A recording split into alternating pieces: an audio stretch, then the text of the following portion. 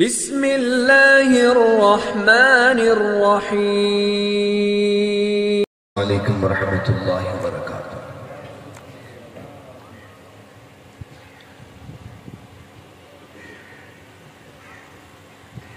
الحمدللہ الذی ہدانا لہذا وما كنا لنهتدی لولا ان ہدانا اللہ۔ اللهم صل على محمد وعلى آل محمد كما صليت على إبراهيم وعلى آل إبراهيم إنك حميد مجيد۔ اللهم بارك على محمد وعلى آل محمد، سب محبت سے پڑھیں تھے۔ اللہم بارک علی محمد وعلی آل محمد کما بارکت علی ابراہیم وعلی آل ابراہیم انکا حمید مجید۔ اعوذ باللہ السمیع العلیم من الشیطان الرجیم، بسم اللہ الرحمن الرحیم۔ ورحمتی وسعت کل شیء فسأكتبها للذين يتقون ويؤتون الزكاة والذين هم بآياتنا يؤمنون۔ قال النبي صلى الله عليه وآله وسلم: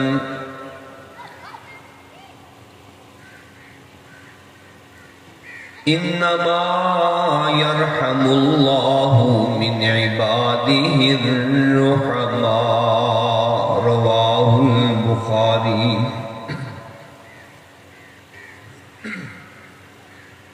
ہر قسم کی بڑائی، کبریائی، یکتائی، تنہائی اللہ وحدہ لا شریک ذوالجلال والاکرام کے لیے۔ درود و سلام و جناب سید ولد آدم امام الانبیاء امام المتقین رحمت للعالمین جناب محمد الرسول اللہ صلی اللہ علیہ وآلہ وسلم کی ذات اقدس ہے۔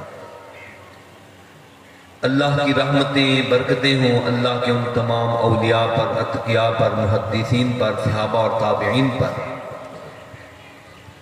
تا قیام قیامت، تا دیوار قیامت آنے والی انسانیت مردوں عورتوں کے لیے جو آ کر چلے گئے یا موجود ہیں یا قیامت تک آئیں گے، اللہ کے نام کو لیں گے، اللہ کے دین کو سمجھیں گے، عمل کریں گے، اللہ سب پر اپنی رحمتوں کا نزول فرمائے۔ حضرات دعا کریں، موسم تھوڑا سا تلخ ہو گیا، اللہ پاک رحمت والی ہوا چلا، دعا کریں اللہ سے دعا کریں اللہ پاک رحمت والے بادل بھیج دے تاکہ ہم اللہ کا قرآن سکون کے ساتھ سنا سکیں۔ دعا کریں اللہ پاک اپنی رحمت سنا۔ حضرات عزیز وقار، گرمی میں آپ بیٹھے ہوئے ہیں، کوئی بات نہیں۔ مجھے پرسوں ابھی ہم نے بخاری شریف کے اندر حدیث پڑھی ہے، رسول پاک علیہ السلام سفر کے اندر صحابہ کہتے ہیں بڑی زوروں کی گرمی، شدت کی گرمی۔ اگر آپ بھائیوں ساتھیوں نے چولستان کا علاقہ سفر کیا ہو، خاص طور پر عرب کا ریگستان، وہاں کی گرمی بڑی سخت ہوتی ہے، بڑی گرمی سخت ہوتی ہے، وہاں پر پہاڑ بھی خشک ہیں، یہ اتنا خشک علاقہ ہے، بڑی گرمی ہوتی ہے۔ کہتے ہیں دوران سفر صحابہ کا جمع غفیر ایک بڑی جماعت ساتھ تھی، ہم اپنے ہاتھوں کے ساتھ دھوپ سے بچنے کی کوشش کرتے تھے، سفر بھی جاری تھا اور ایسے اپنے ہاتھوں کے ساتھ کبھی یہاں رکھ کر لیکن اس عالم میں بھی امام الانبیاء علیہ السلام نے روزہ رکھا ہوا تھا اور یہ نفل، حضرات کوئی مسئلہ نہیں، کوئی بات نہیں، دین محنت اور مشقت کے ساتھ ہی حاصل ہوتا ہے۔ ہم اپنے کام کاج کے لیے بھی کتنی محنتیں اور کوششیں کرتے ہیں، انشاءاللہ بہنے والا ایک ایک پسینے کا قطرہ، جسم پر لگنے والا ریت مٹی کا ایک ایک ذرہ اللہ کے حکم سے ہمارے لیے باعث اجر عظیم ثابت ہوتا ہے۔ اور حدیث پاک میں نبی پاک علیہ السلام نے فرمایا کہ جو غبار، جو مٹی اللہ کے راستے میں بندے کو لگتی ہے، اس کی وجہ سے اللہ پاک نار جہنم کی آگ کو حرام کر دے۔ حضرات قرآن پاک کی ایک آیت کا حصہ اور صحیح بخاری شریف کی ایک حدیث پاک آپ کے سامنے میں نے ابھی ذکر کی ہے۔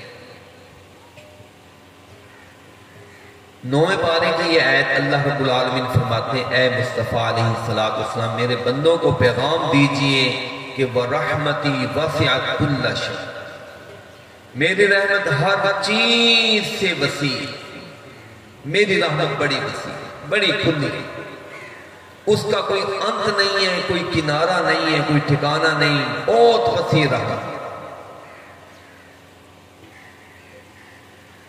لیکن یہ ملتی کن کو ہے، حصہ کن کا بنتی ہے؟ اللہ رب العالمین فرماتے ہیں فَسَأَكْتُبُهَا لِلَّذِينَ، میں نے یہ مقدر کر دینی ہے، لکھ دینی ہے ان لوگوں کے نام یتقون، جو میرے ڈر کے ساتھ زندگی بسر کریں، جن کا اٹھنا بیٹھنا چلنا پھرنا لینا دینا کرنا کرانا جو کچھ بھی ہے میرے ڈر کے تابع ہو، اپنی منمانی کے ساتھ نہیں، جن کی زندگی نہ جگ چاہی ہو نہ من چاہی ہو بلکہ رب چاہی زندگی بسر۔ وَيُؤْتُونَ الزَّكَاةَ، میں نے یہ رحمت دوسرے نمبر پر ان لوگوں کے لیے لکھنی ہے جو عشر اور زکوٰۃ ادا کرنے والے ہیں، جانور ہو، فصلیں ہو، مال ہو، مواد ہو، جو کچھ بھی ہو، ہر چیز سے اللہ کا حصہ نکال دیں، زکوٰۃ دے دیں۔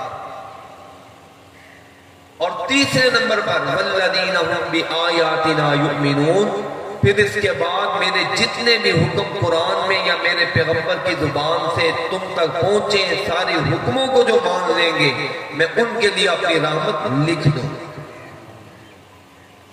حضرات یہ رحمت اللہ کی کتنی وسیع ہے، کتنی وسیع ہے۔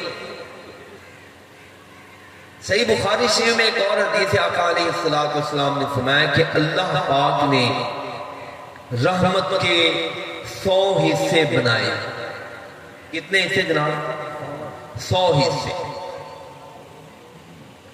ان میں سے ایک حصہ اللہ پاک نے جب سے دنیا بنی، جب تک ہے، جب تک چلے گی، اللہ پاک نے صرف ایک رحمت کا حصہ کل کائنات کے اندر اتارا ہے، جس کے ساتھ آپ نے فرمایا دنیا رحم کرتے کرتے مر بھی چکی ہے، موجود بھی ہے اور آئے گی۔ یہ رحمت کا حصہ صرف مرد نہیں، عورتیں نہیں، بلکہ کہا جانور بھی، درندے بھی، چرندے بھی یہی رحمت کا حصہ حاصل کرتا ہے۔ ابھی تک یہی رحمت کا حصہ، ایک حصہ ابھی تک چل رہا ہے، وہ ابھی تک ختم ہے۔ پھر آپ نے مثال دے کر کہا دیہاتی ماحول کا، آپ نے فرمایا صحابہ دیکھو جانور، اس کے پاؤں میں چھوٹا سا بچہ ہوتا ہے، وہ پوری رات اپنے پاؤں کو اٹھا کر ایک ٹانگ پر کھڑا رہتا ہے تاکہ میرے بچے کو میری وجہ سے تکلیف نہ ہو۔ یہ جانور اپنے بچوں پر، مرد اپنے چھوٹے بڑوں پر، کل کائنات جو ایک دوسرے پر ترس کھاتی ہیں، رحمت کھاتی ہیں، ابھی تک وہ ایک رحمت کا حصہ چل رہا ہے، ابھی تک ایک رحمت کا، اور ابھی تک ختم ہونے کا نام نہیں لے رہا۔ فرمایا باقی ایک کم 100 حصے، 99 حصے، 92 حصے اللہ پاک نے اپنے پاس رکھے ہوئے، جن کے ذریعے اللہ اپنے بندوں پر رحمت فرما رہا ہے اور فرمائے۔ میرا رب، آپ کا رب اتنا وسیع رحمتوں کا مالک، اور یہ اتنی وسیع چیز ہے حضور علیہ السلام نے فرمایا لوگوں اللہ تم سے کہتا ہے کہ میرے بندوں مجھ سے رحمت مانگو میں تم پر رحم فرماؤں گا۔ مانگنا تمہارا کام ہے، کام کرنا تمہارا عمل ہے، کرو گے تمہیں عطا کر دوں گا، نہیں مانگو گے نہیں ملے گی۔ اور جس شخص نے کبھی یہ کیا کہ جی رحمت کا مفہوم کم کرنے کی کوشش کی یا یہ کہا کہ رحمت بڑی محدود ہے، اللہ کو وہ بات بھی پسند نہیں آئی۔ اللہ فرماتا ہے کہ میرا نام رحمان ہے، میرا نام رحیم ہے۔ اب آپ اندازہ کریں کہ قرآن پاک کی ہر سورت کے شروع میں 2 مرتبہ یہ لفظ بولا جاتا ہے الرحمن الرحیم۔ ہر سورت کے شروع میں کتنی مرتبہ ہے؟ ایک رحمان اور دوسرا، دونوں کا مطلب بہت رحم کرنے والا، بہت کرم فرمانے والا، بہت فضل کرنے والا، بڑی شفقت کرنے والا، بڑی محبت کرنے والا۔ 114 صورتیں جن میں سے 113 صورتوں کے شروع میں بسم اللہ الرحمن الرحیم موجود ہے۔ صرف ایک صورت کے شروع میں بسم اللہ نہیں ہے، سورہ توبہ کے شروع میں۔ وہ اللہ نے پھر سورہ نمل میں پورا لفظ وہاں پر آیت کا حصہ بنا کر ذکر کر دیا ہے بسم اللہ الرحمن الرحیم۔ مطلب یہ ہے کہ لفظ بسم اللہ الرحمن الرحیم قرآن پاک کے اندر 114 مرتبہ موجود ہے۔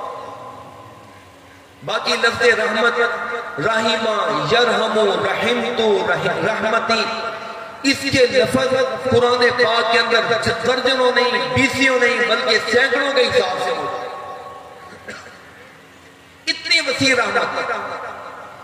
آقا علیہ السلام آپ اندازہ کریں ایک مرتبہ مسجد نبوی شریف میں موجود ہیں، نماز پڑھ کر صحابہ بھی بیٹھے ہوئے ہیں۔ حدیث پاک میں آتا ہے کہ ایک آنے والا بدو آدمی، دیہاتی آدمی، ان پڑھ آدمی مسجد نبوی کے اندر تشریف لاتا ہے۔ اسے ابھی آداب اسلام کی خبر نہیں ہے، پتہ نہیں ہے۔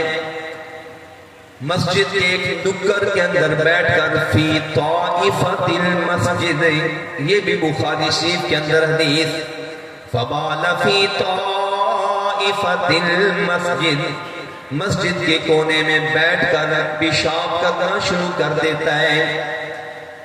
ابھی وہ بیٹھا ہے، صحابہ کہنے لگے پتہ نہیں یہ کیا کام کرنے لگا، لیکن جب دیکھا نا یہ تو بیٹھا ہی پیشاب کے لیے، کچھ صحابہ اٹھے، وہ اس کی طرف دوڑتے ہیں اور کچھ نے یہیں سے اس کو اشکارنا شروع کر دیا، روکنا شروع کرتے، رک جاؤ یہ کیا کر رہے ہو، غصہ کرنا شروع کر دیا۔ لیکن حضرات اتنی دیر کے اندر وہ صحابی پیشاب کرنا شروع کر چکا ہے، بزرگ آدمی ہے، ان پڑھ آدمی ہے، پیشاب شروع کر چکا ہے۔ آقا علیہ السلام نے جب یہ دیکھا تو پڑھنے والوں کو، جانے والوں کو، روکنے والوں کو روک کر کہا لا تضربوا علیہ قولہ، چپ کر جو کچھ ہونا تھا ہو چکا ہے، غصہ نہ کرو، چھوڑ دو اس کو، کرنے دو، پورا کر دو۔ وہ آدمی وہاں پر پیشاب کر کے فارغ ہوتا ہے، صحابہ بڑی غصیلی اور غصے کی نظروں سے دیکھ رہے ہیں۔ آقا علیہ السلام نے فرمایا صحابہ ایسے نہ کرو، چھوڑ دو اس کو، میرے پاس لے کر آؤ۔ جب وہ بدو آپ کے پاس آتا ہے، حضور فرماتے ہیں پیارے یہ تم نے کیا کیا ہے؟ یہ اللہ کا گھر اللہ کے ذکر کے لیے ہے، نماز تلاوت کے لیے، یہ گندگی کے لیے نہیں بنا، یہاں پر یہ کام نہیں کرنا چاہیے تھا۔ آقا علیہ السلام اس کو محبت پیار سے بٹھاتے ہیں، مسئلہ بھی سمجھا دیا، شفقت بھی کر دی۔ وہ آدمی لوگوں کے غصے کو بھی دیکھ چکا، حضور علیہ السلام کی شفقت رحمت کو بھی دیکھ چکا۔ حضرات میرے پیغمبر رحمت شفقت کیوں نہ فرماتے کہ اللہ رب العالمین نے قرآن پاک میں فرمایا ہے کہ وَمَا أَرْسَلْنَاكَ إِلَّا رَحْمَةً لِلْعَالَمِينَ، اے میرے مصطفیٰ میں نے آپ کو کل جہانوں کے لیے رحمت بنا کر بھیجا ہے۔ کہیں اللہ فرماتے ہیں لَقَدْ جَاءَكُمْ رَسُولٌ مِّنْ أَنفُسِكُمْ عزیز علیہ ما عنتم حریص علیکم بالمؤمنین رؤوف الرحیم۔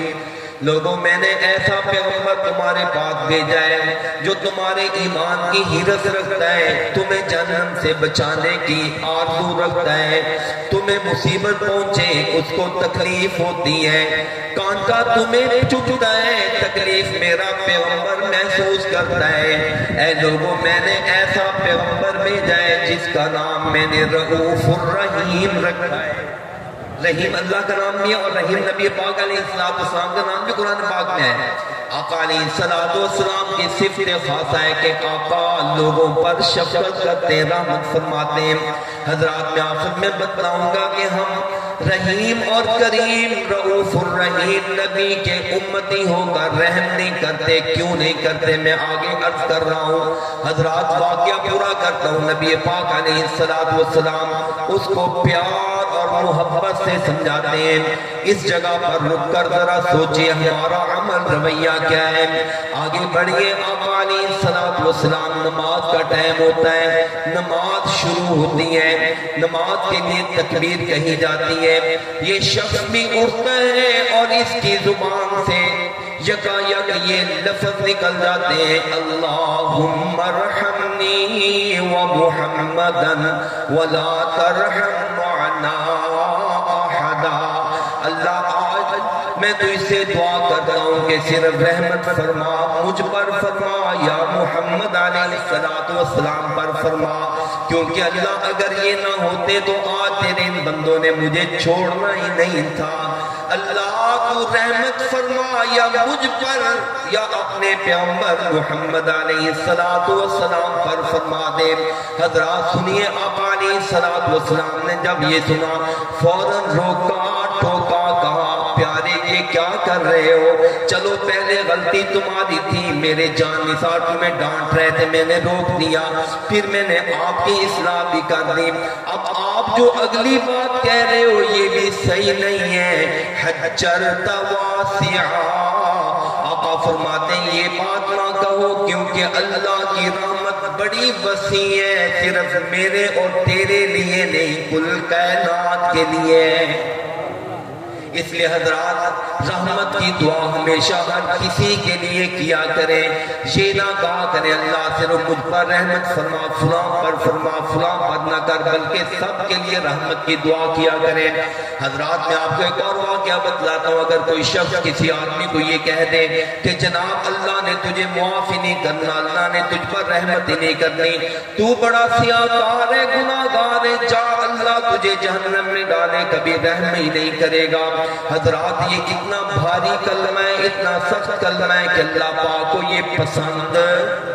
حضور علیہ السلام فرماتے ہیں پہلی امتوں کے اندر دو آدمی تھے، دونوں دوست تھے، دونوں پیار تعلق رکھنے والے، ایک آدمی نمازی تھا، پرہیزگار تھا، نیکی پسند تھا، دوسرا آدمی گناہگار، یہ ہمیشہ اس کو دعوت دیتا کہ اللہ کے بندے آؤ، اللہ کے گھر میں آؤ، قرآن کی طرف، تلاوت کی طرف آؤ، لیکن وہ روزانہ ٹال ٹال کر کہتا نہیں جی ابھی ٹائم نہیں، اچھا ابھی کپڑے پاک نہیں، ابھی ٹائم نہیں ہے۔ حضرات یہ بھی سن لیں، ہمیشہ نیکی کی دعوت دینی چاہیے، اگر ایک مرتبہ کوئی نہیں مانتا، دوسری مرتبہ، تیسری مرتبہ، چوتھی مرتبہ پوری زندگی لگا دے، یہ نہ کہا کرے میں نے 3 مرتبہ تو دعوت دی۔ یہ جو ہم کہتے ہیں نا جی میں نے 3 مرتبہ، 10 مرتبہ، 50 مرتبہ سمجھا دی ہے، وہ نہیں آتا تو جائے بھاڑ میں، جائے جہنم میں، یہ جملہ نہ کہا کریں، ایک نہیں، 2 نہیں، جب تک زندگی ہے تب تک دعوت دیا کریں۔ حضرات اگر ہمارے پیغمبر بھی ایک مرتبہ دعوت دیتے پھر نہ دیتے، شاید آج ہم مسلمان بار بار دعوت دیا کریں۔ اب ہوا یوں کہ ایک دن اس کو پھر وہ دعوت دیتا ہے کہ آ جاؤ، لیکن وہ نہیں مانتا، اس دن اس کو غصہ آ گیا، کہنے لگا جاؤ پھر اگر نہیں آتے تو جاؤ جہنم میں، اللہ تجھے معاف ہی نہیں کرے گا، رحم ہی نہیں کرے گا۔ حضور علیہ السلام فرماتے ہیں یہ آدمی بدی کرنے والا ایک وقت آتا ہے اللہ پاک اس کو توفیق عطا فرما دیتا ہے، یہ آدمی نیکی کرنے لگ جاتا ہے، دوسرا آدمی نیکی کرتے کرتے وہ بھی فوت ہو چکا ہے، یہ دونوں آدمی مرنے کے بعد اللہ کے پاس پہنچتے ہیں، اللہ پاک اس آدمی کو کہتے ہیں جو ہمیشہ شروع سے نیکی کرنے والا تھا، میرے بندے تیرے پاس نیکیاں تو بہت ہیں، نیکیاں تو بہت ہیں، لیکن تیرے پاس ایک گناہ اتنا بڑا ہے کہ اس نے تیری ساری نیکیوں کو ختم کر دیا ہے۔ اللہ جی مجھ سے کیا گناہ ہو گیا؟ کہا میرے بندے تو نے میرے بندے کو میری رحمت مغفرت سے مایوس کیا تھا، جاؤ میں تجھے اس گناہ کی وجہ سے جہنم میں ڈال رہا ہوں۔ اس لیے حضرات کبھی کسی کو یہ نہ کہا کرے کہ اللہ تجھے معاف نہ کرے، معاف نہیں کرے گا، بلکہ ہمیشہ کیا کیا اللہ سے رحمت کی دعا کیا کریں۔ اور یہ یاد کرنے میں آپ ایک نسخے کی پتے کی بات بتلا رہا ہوں، اگر آپ چاہتے ہیں نا کہ اللہ پاک آپ کی دعائیں قبول کر لے، اگر آپ چاہتے ہیں اللہ پاک آپ کے گھر کے اندر، گھر بار کے اندر، ماں اولاد کے اندر، آپ کے رزق روزی کے اندر برکتیں عطا فرمائے، پھر یہ پلے باندھنے آپ اپنے بہن بھائیوں کی خیر خواہی کرنا شروع کر دیں، اللہ آپ کا بھلا کرنا شروع کر دیں۔ حضور علیہ السلام نے فرمایا کہ بندہ اللہ سے دعا مانگتا ہے، اللہ بندے کی ساری دعائیں قبول کرتا ہے، اپنی حکمت کے تحت عطا کرتا ہے، لیکن کچھ دعائیں ایسی ہیں جو اللہ پاک باقی دعاؤں کی نسبت جلدی زیادہ قبول کر لیتا ہے۔ مثلا آقا علیہ السلام فرماتے ہیں جو آدمی دعا ہوتے ہوئے دعا کرتا ہے، اذان ہوتے ہوئے دعا کرتا ہے، اللہ اس کی دعا جلدی قبول کر لیتا ہے۔ جو آدمی حج اور عمرے کے سفر کے اندر ہوتا ہے، اللہ سے دعا کرتا ہے، اللہ اس دعا کو عام دعاؤں کی نسبت جلدی قبول کر لیتا ہے۔ آقا فرماتے ہیں جو آدمی بارش کے اترتے ہوئے اللہ سے جو نیک دعا مانگتا ہے، اللہ اس دعا کو جلدی قبول کر لیتا ہے۔ آقا فرماتے ہیں جو آدمی سجدے کے اندر دعا کرتا ہے، اللہ پاک اس دعا کو عام دعاؤں کی نسبت جلدی قبول کر لیتا ہے۔ حضور علیہ السلام یہ بھی فرماتے ہیں جو آدمی اللہ کے راستے میں مجاہد ہوتا ہے، جہاد کر رہا ہوتا ہے، اس راستے میں جو اللہ سے دعا کرتا ہے، اللہ اس کی دعا کو عام دعاؤں کی نسبت جلدی قبول کرتا ہے۔ یہ بھی حضور علیہ السلام نے فرمایا جو آدمی زمزم کا پانی پیتے ہوئے دعا کرتا ہے، اللہ اس کی دعا کو جلدی قبول کرتا ہے۔ آقا یہ بھی فرماتے ہیں جب کوئی آدمی بیمار ہوتا ہے، مریض ہوتا ہے، اس کے گناہ جھڑ رہے ہوتے ہیں، اس وقت میں جو آدمی صبر کرتا ہے اپنی بیماری کے اوپر، پھر اللہ سے دعا کرتا ہے، اللہ اس کی دعا کو باقی دعاؤں کی نسبت جلدی قبول کر لیتا ہے۔ کرتے کرتے حضرات آقا علیہ السلام نے پھر فرمایا لوگوں ساری دعائیں اللہ قبول کرتا ہے، لیکن یہ دعائیں اللہ عام دعاؤں کی نسبت جلدی قبول کرتا ہے۔ پھر آقا آخر میں فرماتے ہیں لوگوں ان جلدی قبول ہونے والی دعاؤں میں سے ایک دعا اس سے بھی زیادہ تیز ہے، وہ دعا ساری دعاؤں سے جلدی قبول ہوتی ہے۔ صحابہ حیران ہوئے کہ اتنی افضلیت والی، اتنی شان والی دعاؤں کے اوقات آقا علیہ السلام فرمانے کے بعد پھر فرما رہے ہیں ایک دعا سب سے زیادہ جلدی قبول ہوتی ہے، وہ کون سی ہے؟ آقا فرماتے ہیں جو آدمی اپنے بھائی کے حق میں اس کی پیٹھ پیچھے اس کی خیر خواہی کرتے ہوئے دعا کرتا ہے، اللہ اس کی دعا کو سب سے جلدی قبول کرتا ہے۔ اللہ کو خوشی ہوتی ہے کہ میرا بندہ خود مزدور ہے، خود کمزور ہے، خود محتاج ہے، خود ضرورت مند ہے، لیکن اپنے بہن بھائی کے حق میں دعا کر رہا ہے۔ حدیث پاک میں آتا ہے اللہ فرشتے کو اس کے ساتھ مقرر کر دیتا ہے اور وہ کہتا ہے والا کا بھی مثل، تو دوسروں کے لیے دعا کر رہا ہے، اللہ پہلے تجھے یہ عطا فرمائے۔ اس لیے صحابہ کرام تو حضرت ابو درداء رضی اللہ تعالیٰ عنہ کے بارے میں معروف ہے، وہ کرتے ہی تھے، وہ کہتے تھے اگر اپنے لیے مانگنا ہے نا تو اس کا سب سے بہتر طریقہ یہ ہے کہ کسی کے حق میں دعا کرنا شروع کر دیں، اللہ آپ کو پہلے دعا کرتا ہے۔ اور ہم کیا کرتے ہیں؟ نہیں جی نہیں، اس کے بعد جو چیز ہے نا وہ چھن جائے، وہ مٹ جائے، وہ گھس جائے، وہ ختم ہو جائے، مجھے مل جائے۔ آقا فرماتے ہیں اس حسد کی وجہ سے اللہ ساری نیکیوں کو بھی برباد کر دیتا ہے، اللہ ایمان کو بھی۔ اس لیے میں کیا کر رہا تھا، ہمیشہ کیا کریں؟ دوسروں کے لیے رحمت مانگیں، دوسروں کے لیے شفقت مانگیں، دوسروں کے لیے پیار مانگیں۔ حضرات میں عرض کر رہا تھا کہ آقا علیہ السلام نے اس آدمی کو جس نے پیشاب مسجد میں کیا اس کو بھی روکا، اللہ کے بندے اللہ کی رحمت بڑی وسیع ہے، اس کو تنگ کرنے کی، اس کو محدود کرنے کی کوشش نہ کرو۔ صرف یہ نہ کہو کہ اللہ مجھ پر اور تم پر رحمت فرمائے، بلکہ کہو اللہ سب پر رحمت فرمائے۔ اس شخص کے بارے میں بھی حضور فرماتے ہیں جس آدمی نے اپنے بھائی کو اللہ کی رحمت و مغفرت سے مایوس کیا تھا، اس کے لیے اللہ پاک نے کتنی بڑی سزا کا اعلان کر دیا۔ آقا علیہ الصلوۃ والسلام کی تیسری حدیث صحیح البخاری کے اندر یہ واقعہ بھی موجود ہے۔ آقا علیہ الصلوۃ والسلام ایک سفر کے اندر اپنے صحابہ کی معیت میں ساتھ میں چلتے جا رہے ہیں، اچانک ایک آواز اٹھی کہ آقا جی فلاں عورت بڑی پریشان ہے، وہ عورت رو رہی ہے، وہ ماری ماری پھر رہی ہے۔ کہا کیا واجرہ ہوا ہے؟ کہا اللہ کے پیغمبر اس کا معصوم بچہ، چھوٹا بچہ قافلے کے اندر گم ہو گیا ہے، وہ کبھی دائیں کبھی بائیں، کبھی آگے کبھی پیچھے، بہت بڑا قافلہ ہے، اس کے اندر اپنے بچے کو تلاش کر رہی ہے۔ اس عورت کی حالت صحابہ نے دیکھی، بڑی دیدنی حالت، بڑی پریشانی کی حالت۔ اچانک پتا چلا، لوگوں نے کہا بی بی فلاں بچہ ہمیں مل چکا ہے، وہ دیکھ لو کیا تمہارا بچہ؟ جی ہاں۔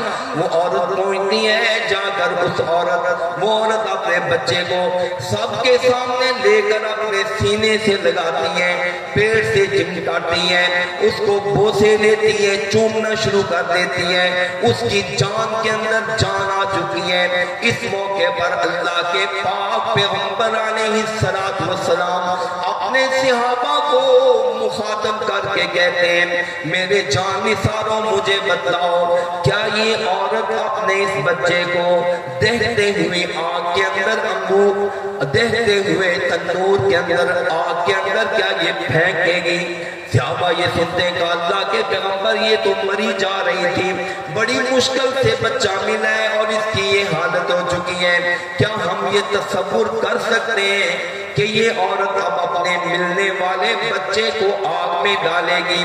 اللہ کے پیغمبر ہم یہ تصور بھی نہیں کر سکتے۔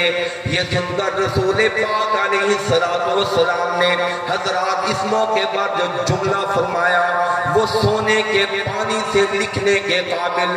آقا فرماتے للہ ارحم بعبادہ من ہذہ بولدہا۔ صحابہ سن لو، اگر یہ عورت اپنے بچے کو آگ میں نہیں ڈال سکتی تو تم اللہ کو کیا سمجھتے ہو؟ اللہ تو اس سے بہت زیادہ رحم کرنے والا ہے۔ کبھی اللہ یہ پسند نہیں کرتا کہ میں اپنے بندوں کو عذاب دوں، میں ان کو تکلیف دوں۔ اللہ خود قرآن میں فرماتے ہیں ما یفعل اللہ بعذابکم ان شکرتم وآمنتم وکان اللہ شاکرا علیما۔ اللہ فرماتے ہیں میرے بندوں تمہیں عذاب دینے کی مجھے کیا پڑی ہے، میں کیوں تمہیں عذاب دوں گا؟ میں عذاب نہیں دیتا، میں تمہیں عذاب دے کر کروں گا کیا؟ بس اگر تم یہ کام کر تو کام کیا ہے؟ ان شکرتم وآمنتم، تم میرے شکر گزار بندے بن جاؤ، ایماندار بندے بن جاؤ، میں تمہیں کبھی بھی عذاب نہیں دوں گا۔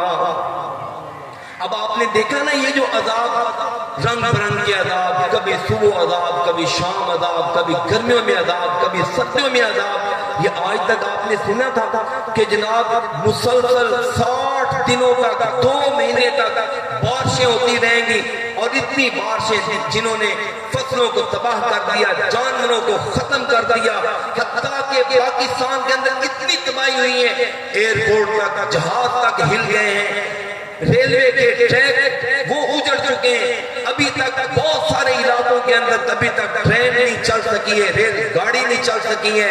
حضرات یہ تباہیاں، یہ عذاب کس وجہ سے آتے ہیں؟ اس وجہ سے آتے ہیں اللہ رب العالمین فرماتے ہیں لوگوں بما کسبت ایدی الناس، یہ تمہارے اپنے ہاتھوں کی کمائیاں ہیں، تمہارے اپنے عمل ہیں، جس کی وجہ سے میں کبھی پانی کو کم کر دیتا ہوں، جتنی تمہیں ضرورت ہوتی ہے پانی نہیں اتارتا، کبھی پانی کو تمہاری ضرورت سے زیادہ اتار کر عذاب دیتا ہوں، اور کبھی آپ دیکھیں یہ مچھر، یہ ڈینگی مچھر آج سے 8 10 12 سال پہلے کسی نے اس کا نام نہیں سنا تھا۔ یہ مچھر کیا ہے؟ بڑا مہذب عجیب و غریب قسم کا مچھر، آج تک جتنے مچھر آپ نے سنے ہیں وہ گندگی پر پلتے ہیں، لیکن یہ مچھر صاف پانی پر پلتا ہے اور سارے مچھروں سے زیادہ خطرناک ہے۔ اللہ پاک یہ سمجھانا چاہتے ہیں میرے بندو، اگر تم میری معصیت اور بغاوت سے باز نہیں آؤ گے، میں مختلف قسم کے جرثوموں کے ذریعے، مختلف قسم کے مچھروں کے ذریعے، مختلف قسم کی مخلوقات کے ذریعے تمہیں مبتلا عذاب کیے رکھوں گا۔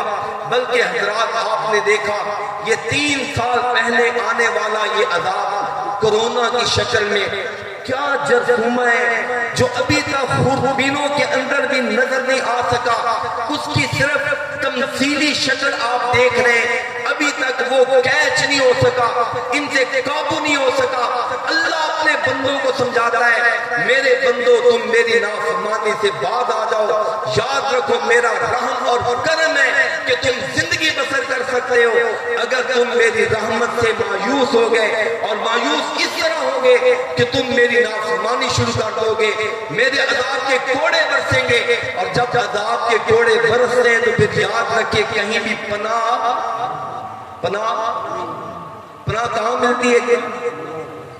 یہ وجہ ہے کہ نبی پاک علیہ السلام صبح و شام ہر وقت اللہ سے جب بھی مانگتے دعا مانگتے اللہ مجھ پر رحم فرما دے، اللہ مجھ پر رحم فرما دے۔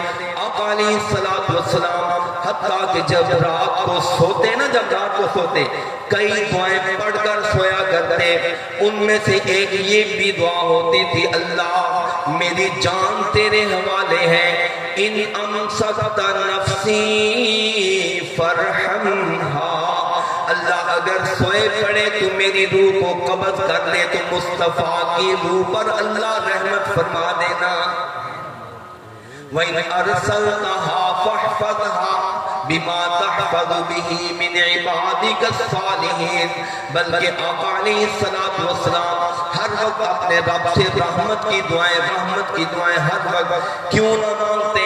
آقا علیہ السلام ہی نہیں، سارے نبیوں کے سارے نبی نہیں، میرے اور آپ سارے انسانوں کے باپ جناب آدم کہیں علیہ السلام، انہوں نے بھی اپنے رب سے سب سے زیادہ کس چیز کا سوال کیا تھا؟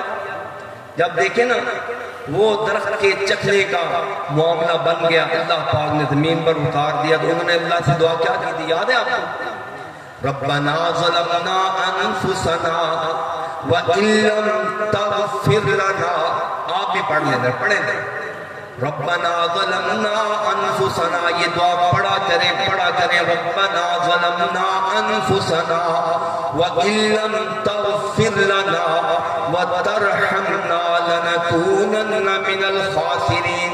ترجمہ یہ بنتا ہے اللہ اگر تو نے رحم نہ کیا، مغفرت نہ فرمائی تو اللہ ہمارا کچھ بھی نہیں بچے گا، خسارہ ہی خسارہ۔ کیا معلوم ہوا کہ خسارے سے بچنے کے لیے کیا کرنا چاہیے؟ اللہ کی رحمت کا سوال، اور اللہ کی رحمت کیسے ملتی ہے؟ صرف دعا مانگنے سے نہیں، دعا بھی مانگا کریں۔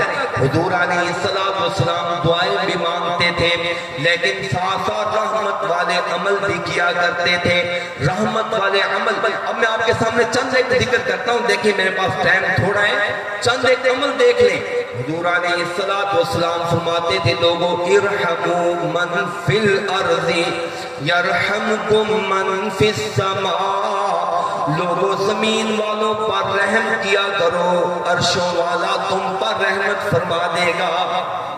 اگر چاہتے ہیں کہ اللہ کی رحمتیں اترنا شروع ہو جائیں، گھر کے اندر اللہ کی رحمتیں اتریں، اولاد کے اندر اللہ کی رحمتیں اتریں، اگر چاہتے ہیں کہ رقبے کے اندر زمینداری کے اندر اللہ کی رحمتیں اتریں، اگر چاہتے ہیں کہ مویشی اور چار پایوں کے اندر اللہ کی رحمتیں اتریں، آپ اپنے ماحول کے اندر رحمتیں کرنا شروع کر دیں، اللہ رحمتیں اتارنا شروع کر دے گا۔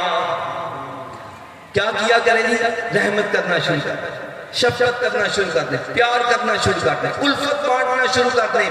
کوشش یہ کریں کہ میں اپنے سے زیادہ دوسروں کے ساتھ محبت کروں گا، پیار کروں گا، الفت بانٹوں گا، اللہ اپنے وعدوں کے مطابق اس سے بہتر آپ کو عطا کرنا شروع کر دیں۔ ہم تو کرتے یہ ہے نا جی کہ جی بس جو کچھ ہو میرے پاس آ جائے دوسرے کی چیزیں چھن جائیں، جو کچھ ہو میرے پاس حاصل فصول ہو جائے دوسروں کے پاس کچھ نہ رہے۔ حضرات اگر یہ ہم کریں گے، یاد رکھیں ہم نے کتنی زندگی گزار لی ہے، ہر بندہ جس کے پاس ہے وہ بھی پریشان، جس کے پاس نہیں ہے وہ بھی پریشان، جس کے پاس ہے وہ بھی دکھی ہے، جس کے پاس نہیں وہ بھی دکھی ہے۔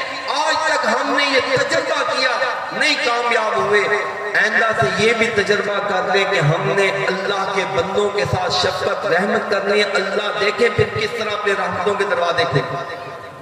کیا کیا کریں جناب؟ رحمت کریں، شفقت کریں، پیار کریں، محبت کریں، الفت کریں۔ اب اس سے بڑھ کر کیا ہو کہ جو شخص مسجد میں آ کر پیشاب کر رہا ہے، نبی پاک علیہ السلام نے اس کو بھی دھکے نہیں دی، اس کو بھی آپ نے گالم گلوچ نہیں کیا، پیار محبت کے ساتھ سمجھا دی۔ اب ہم بھی ہوتے ہیں نا، مسجد میں کوئی بچہ آ جاتا ہے، دائیں سے لے کر بائیں تک، بائیں سے لے کر دائیں تک، سارے لوگ جناب اس کی طرف گھور کر حسینی نگاہوں سے دیکھتے ہیں، بچے کو ڈانٹتے ہیں۔ ہم اتنا ڈانٹتے ہیں کہ اگلی مرتبہ پھر بچہ مسجد کا منہ بھول جاتا ہے، مسجد کی طرف نہیں آتا۔ پیار کی بات یہ تھی، پیار سے سمجھا کر کے بیٹا یہ مسجد اللہ کا گھر ہے، یہاں پر یہ کام نہیں کرتے۔ آپ ایک مرتبہ سمجھائیں گے، 2 مرتبہ سمجھائیں گے، 4 مرتبہ سمجھائیں گے، بچہ سمجھ جائے گا، مسجد کا نمازی بن جائے گا، مسجد کا نمازی بن جائے گا، اس کا بھی بھلا ہو جائے گا، آپ کا بھی بھلا ہو جائے گا۔ اس لیے حضرات اپنے معاملات کے اندر شفقت کو، پیار کو، محبت کو پیدا کر لیں، انشاءاللہ اس کی وجہ سے اللہ ہمارے ماحول اور معاشرے کو بھی بہتر کر دے گا، اللہ رب العالمین ہماری دنیا اور آخرت کو بھی بہتر کر دے گا۔ حضور علیہ السلام نے نا پھر مثالوں کے ذریعے کچھ چیزیں سمجھائی ہیں، ذرا ان کو دیکھتے رہے۔ آقا علیہ السلام نے فرمایا لوگوں میں آپ کو مثال دے کر سمجھا رہا ہوں۔ حضور فرماتے ہیں لوگوں دنیا کے اندر تم اگر دکاندار ہو، تاجر ہو، آنے والے گاہک کے ساتھ تم شفقت کرو، اللہ قیامت کے دن تم پر شفقت فرما دے گا۔ حدیث پاک میں نبی پاک علیہ السلام فرماتے ہیں من اقال بیعت اخیہ اقال اللہ عثرتہ یوم القیامہ۔ لفظوں پر غور کریں، کہا کوئی آدمی کسی دوسرے بندے سے سامان لے کر جا چکا ہے، وہ آدمی سامان لے کر جاتا ہے، اس کو پسند نہیں آتا، گھر والے اس کو پسند نہیں کرتے، اب یہ آدمی واپس آتا ہے اور آ کر کہتا ہے بھائی یہ چیز میں نے آپ سے خریدی تھی اور یہ بھی طے نہیں کیا تھا کہ میں نے آپ کو واپس کرنی ہے، اب میرا دل نہیں چاہ رہا، مہربانی کرو اس کو واپس کر۔ اب یہ آدمی کہتا ہے لو جی تو نے سیل اس کی کھولنی ہے یا میں نے تیرے ساتھ طے نہیں کیا تھا، اب میں واپس نہیں کرتا۔ آقا فرماتے ہیں جو آدمی صرف اس وجہ سے واپس کر دے کہ مجھ نبی کا حکم ہے، کہا دنیا کے اندر تم کسی کا یہ معاملہ شفقت والا کرو، اقال اللہ عثرتہ یوم القیامہ، قیامت کے دن اللہ پاک تمہاری کئی کوتاہیوں کو معاف فرما دے، اللہ پاک قیامت کے دن تمہاری کئی کوتاہیوں کو معاف فرما دے گا۔ اسی لیے آقا علیہ السلام فرمایا کرتے تھے لوگوں ہر بڑے کو چاہیے چھوٹے پر شفقت کرے اور ہر چھوٹے کو چاہیے بڑے کا ادب کرے۔